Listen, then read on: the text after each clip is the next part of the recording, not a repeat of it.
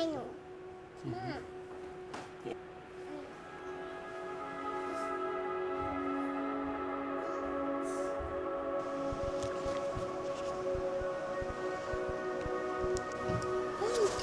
You coming? You wanna go? You wanna go with me? Pretty deep water. Should we say hi to my dada? And Janelle? And Greg? And Karen? This is fire. It's only for dada and mama. Okay? Hot, hot, hot. No, no, no. You just watch. Okay? And if you ever see fire, you tell mama and dada. He said, no, no, no, like going in the road because of cars, huh? He said, no, no, no, like going in the road because of cars. You blow? What's that, Bella? It's Palo Santo. It's raining? It's Aten. Are you moving your arm like that?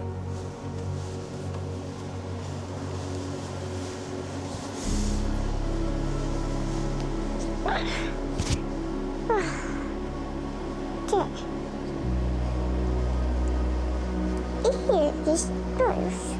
Sit. Let's take that one.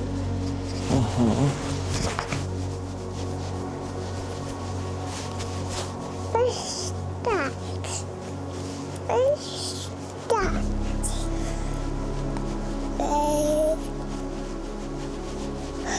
Rainbow, rainbow,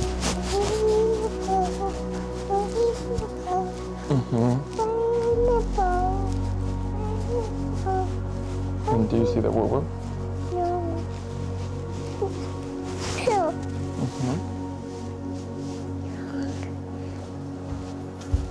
No.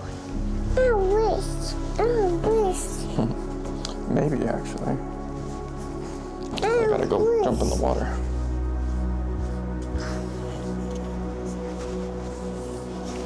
Woo-woo? Poe.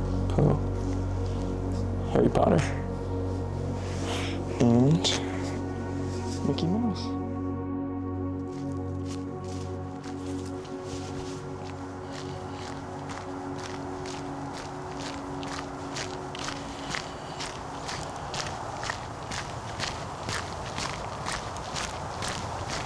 I feel like a lot of the journey I've been on for the last 5 or so years, probably 7 years,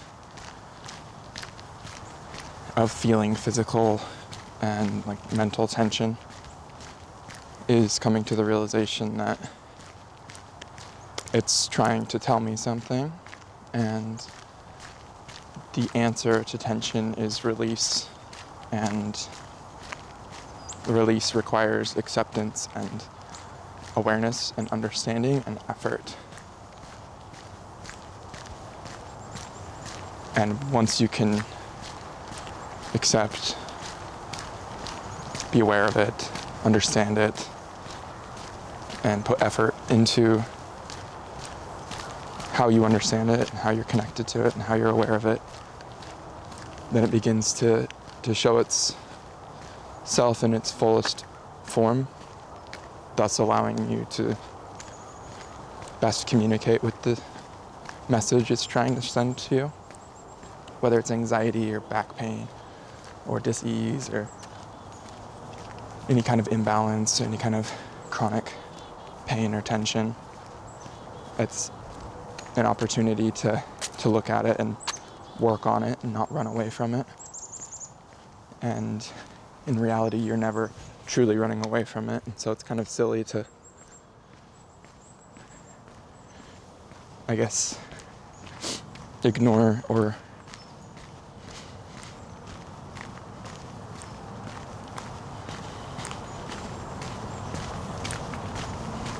excuse the tension, to kind of not allow it to be something you think and talk and act upon, about. So if I accept that there's certain imbalances in my body or in my lifestyle that cause tension, and then I become aware of them, I feel tighter here, weaker here, better at this time of day than this time of day, I react to these things, and then going deeper and saying, why did I react, or why do I feel tension there? What is it that I think is causing it? And then that's where the reverse engineering comes into play, where you say, okay, so I better understand how this tension arrived or how this reaction took place. Here's what I could have done to prevent in the future, or here's what I can do to like nurture it and heal it.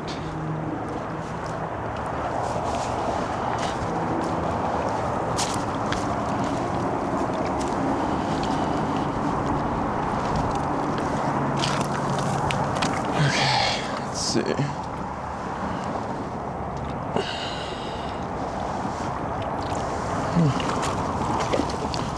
Just set it right here.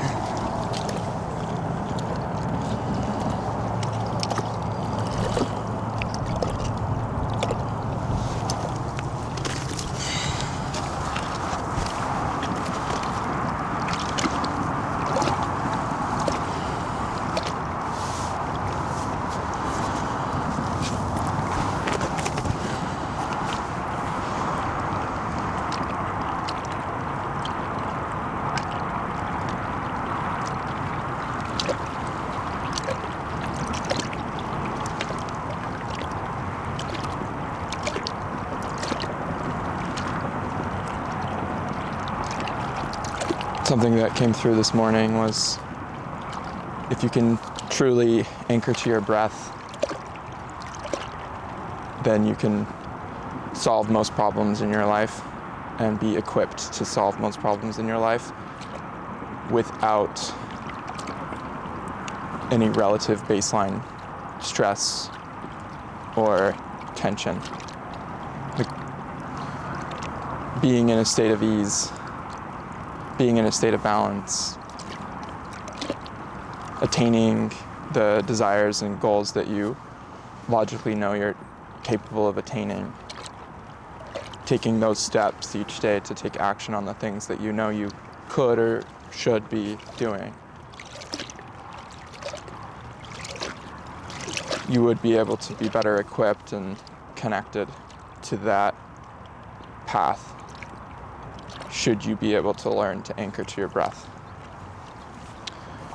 And obviously I'm speaking of something that's literally a thing every human that is alive does, which is breathe. And I'm speaking of something that is the first teaching of the Buddha when he became fully awakened. He was a prince and basically the heir to the richest kingdom in India. And his dad knew his son wasn't interested in the same path as him, and so he tried to create a house of pleasure and a house of distraction and a house of all the narratives and all of the excuses and vices he could give his son to be able to show him that it's just the path of ease and it's the best path. Come this way. This is where you should be going. And all the while, the Bodhisattva, before he became the enlightened one, just a normal guy, just like you and me, just a normal person. Granted, he was a prince, but he felt this huge pull to swing to the other side of the pendulum, because he wanted to figure out what the meaning of life was and what the true experiences of a human without any masks, any delusion. And so after a while, his charioteer, his like chauffeur, offered to take him into the city, or well, he approached his father and said, "Hey, if I'm going to rule this kingdom, can I see it? Can I go out of this palace?" And his father sets him up with the chauffeur, the charioteer, and he brought him out into the town.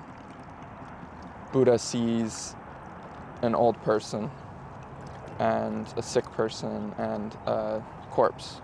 And each time he sees these people, he asks the charioteer, "What is that?"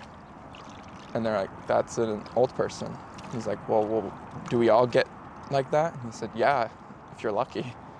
And he's like, "Whoa, that's not, of the house of pleasure. I've never seen this. How are we not facing this? Like, this isn't something I was told or that we talk about." And then he sees a very sick person, and same thing. "What is that?" "That's a sick person." "Well, will I get sick?" "Yeah, eventually we all get sick some way or another." And then he sees a corpse, and "What is that?" It's a dead body. And his charioteer says that we'll all die eventually. And so he goes, "Whoa, there's these huge questions that aren't being spoken upon in my life of pleasure and distraction," which I think we can all relate to. And why aren't we getting into the deep layers of this life and our paths? And so eventually he leaves and goes on the path. He sees monks when he's in the city, back when he sees the old age, sickness, and death, and he sees monks, and he says they look the happiest. Like, they look the most content. They look the most present and true to themselves. They look the most at peace, basically. And so then when he leaves the pleasure palace, he seeks that path. He becomes basically a master meditator, monk, amongst his colleagues, but he realizes that there's still bigger questions and bigger understandings that don't seem to be touched upon. And he wants to know, basically, what is the meaning of suffering and life, and what is the feeling and the deep, direct connection to everything, so that it all is known and all is okay, and basically full enlightenment. And so he goes and sits under a Bodhi tree and decides he's not going to leave that spot. Just like this, just like me sitting here. If I just decided I'm not going to leave this until I understand all things and the connection to all of it and feel truly connected to it, so that I know. And he goes through a journey during that night, basically, and reaches enlightenment. In that process, he sees some sort of demon or devil or Satan, and he is tempted by all of the vices and told all of the narratives and all the excuses of why he needs to, come back to this way of life to some degree. And so he just holds on to his breath and lets everything else go, basically. Complete, just release. And that took effort, and that took awareness, and that took acceptance, and that took failing and failing and failing and pain and pain and pain to get there. And then when he reaches enlightenment, he somehow connects to some more entities and sort of says, "So I get it. It's fully there. I have the vision. What would be the point of me going back into the world to commune and connect and interact with all of these vibrations and all of these paradigms and all of these, social architecture and social hierarchies and all of these games and all of these temptations and all these things and toxicities and like everything in the world that exists, good or bad, what's the point of going back into it if I already understand it? And the entities say, because there are people with but little dust in their eyes. And basically the meaning of that is that dust can be swept away with support from others. And like the light, the guidance needs to be shared. And I think we can all connect to that in our own faith and religions. There's always the temptations and the entities connected to a way of life that doesn't truly deeply suit us. There's these paths of enlightenment and courage and truth and love and humility and boldness that inspire us. And there's the stories that help put all of the puzzle pieces together. And I think that we're reaching a state in the world when it makes the most sense that we're all connected. Why not be truly connected? Why not truly find a way for us to all relate and put it all together and hold it and share it and guide each other? And that's what all these religions have been in the past, and that's what it will always be in the future in different forms. But I'm really excited about this phase of humanity in the sense that we are all connected. The digital world has brought us together. The technology has allowed us to come together in the physical sense as well. In the next 30 years, we'll probably be able to travel around the world within a matter of a few hours. The world is one, and it's going to happen. Eventually, the whole world will connect. And are we going to fall suit to the suits and make it a world of extraction and transaction and the latest things and surface level life ecosystem? Or are we going to go deep, and are we going to speak our truth, and are we going to breathe and be calm and be safe and be kind and be slow and be methodical and be righteous and true and be whole and be proud and truly, deeply, authentically connected to your gifts and your loved ones and everything that matters to you? I feel like that isn't an opinion of what we all seek. It's a fact. We all seek the deepest levels of what matters to us and the meanings of life that exist, whether we like it or not. And we shroud it, and we frame it, and so then we can argue that statement, but at its core, we all do seek what's best. And you sit most people down and they do want what's best for others. They might have a shroud or a frame that describes what others mean and who gets what and what is good and this and that, but the deep level truth that is agreed upon is we all want what's best.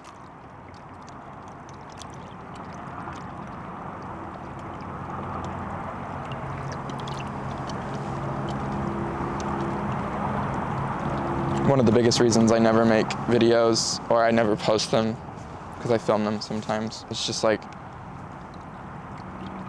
life is so busy. It's so easy to think of a reason why you shouldn't do something, whether it's the act of starting to film, prioritizing to film, or feeling confident with what you film, or putting in the effort to make sure it's quality. Like right now, it's like really glaring. Like really glaring.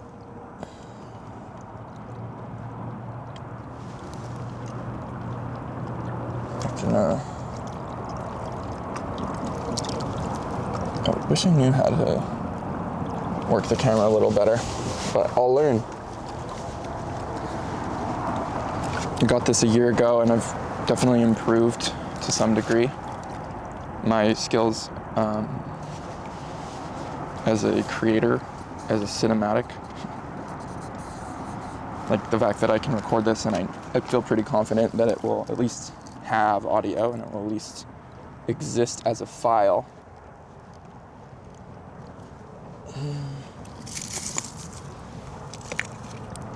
Let's see, it's a little less glaring.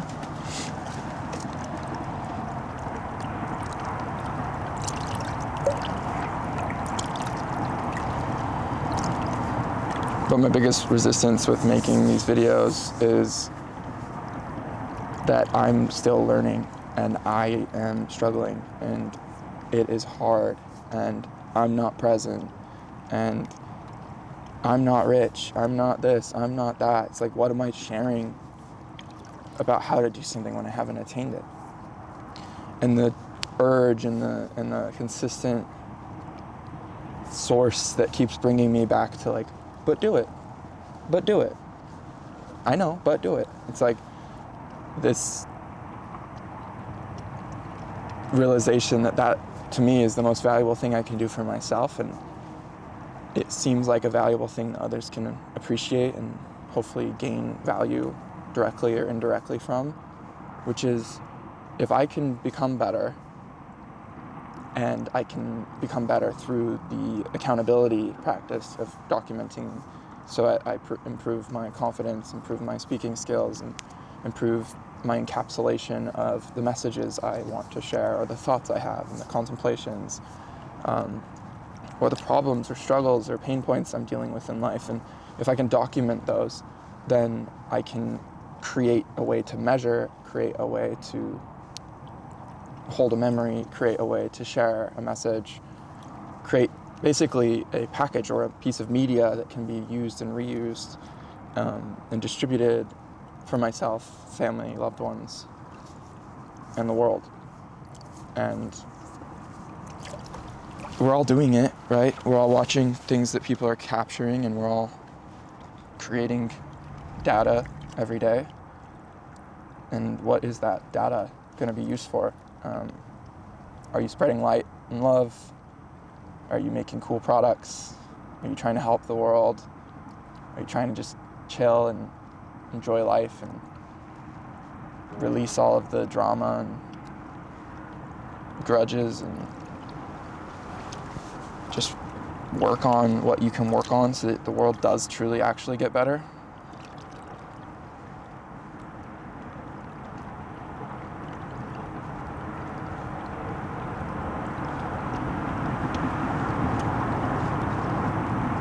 When I get on YouTube, I just see a lot of distraction, and I see people sharing things in a way that's really organized and nice, but I don't see a lot of people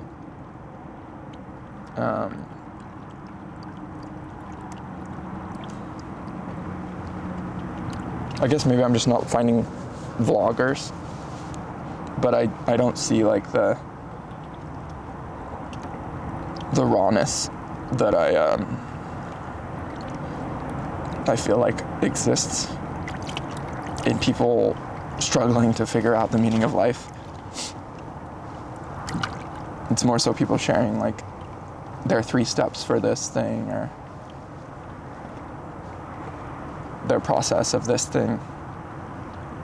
Like it's more like done and completed packages, which is great. I want to do that, but at the same time, posting a video where I explain that I don't know what I'm doing, ironically, I think has value.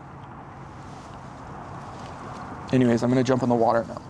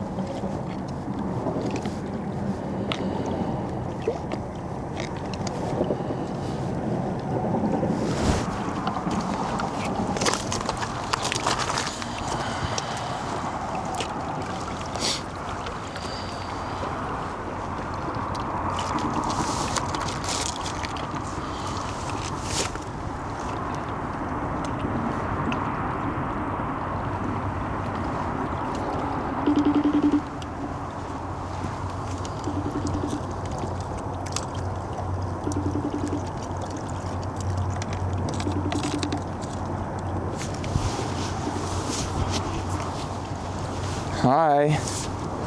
Good morning. Good morning. I'm gonna jump in. I'm watching. Thanks for calling. Yeah. I'm a father of 2 now. It's true. Pretty much. Huh? I said pretty much. One's just not born yet. What? One's just not born yet. Yeah. Okay. Still on Earth, Joe. Still a father of 2. What kind of on Earth?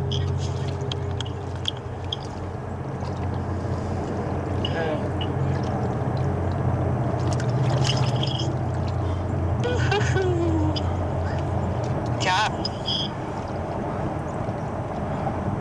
Wow.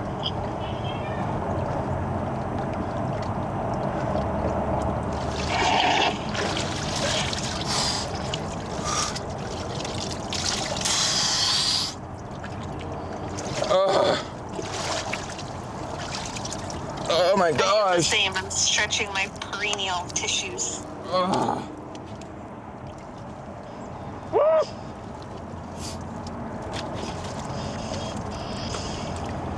That was crazy. That was good. You did it for long. Yeah. When Ugh. did you leave? Huh? When did you leave the house? I don't know, like 15 minutes ago.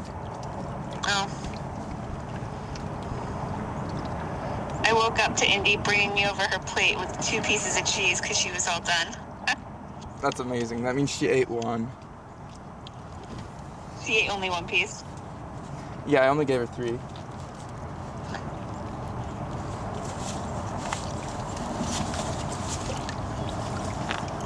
Alright, well, I'll see you in a bit. Okay, see you soon. Love you.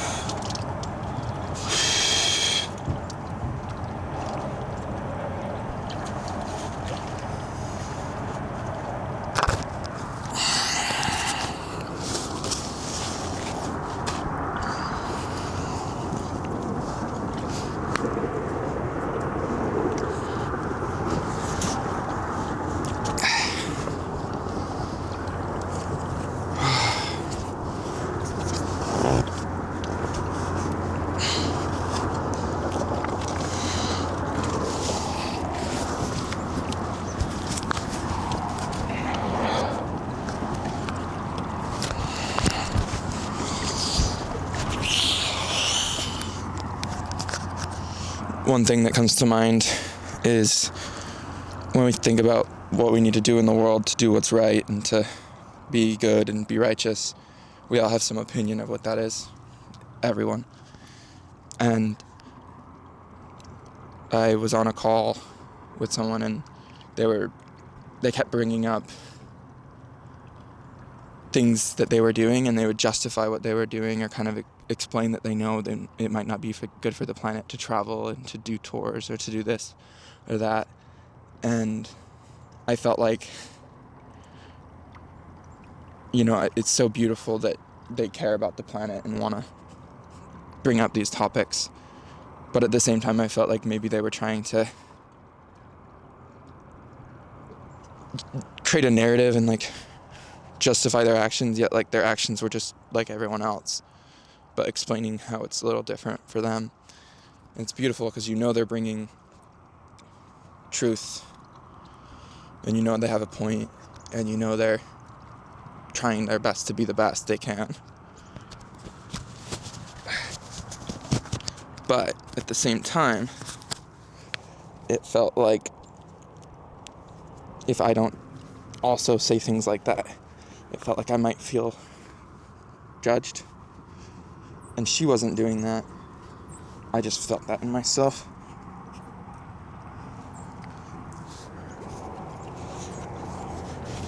But being good and doing good is very much something that is an opinion.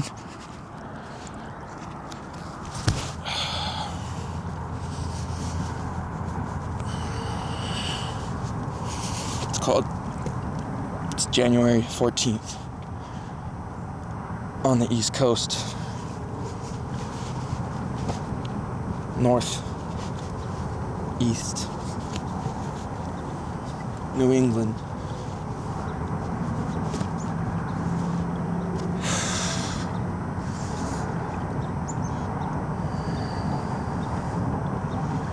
Scratch my thigh.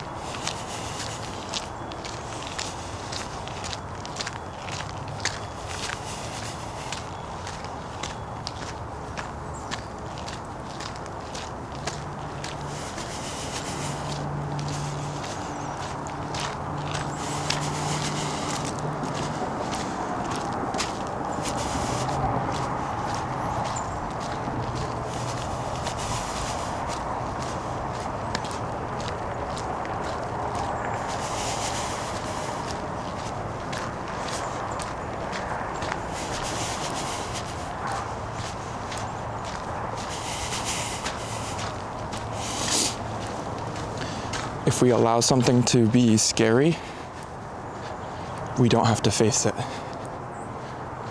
When we learn to face things that can feel scary,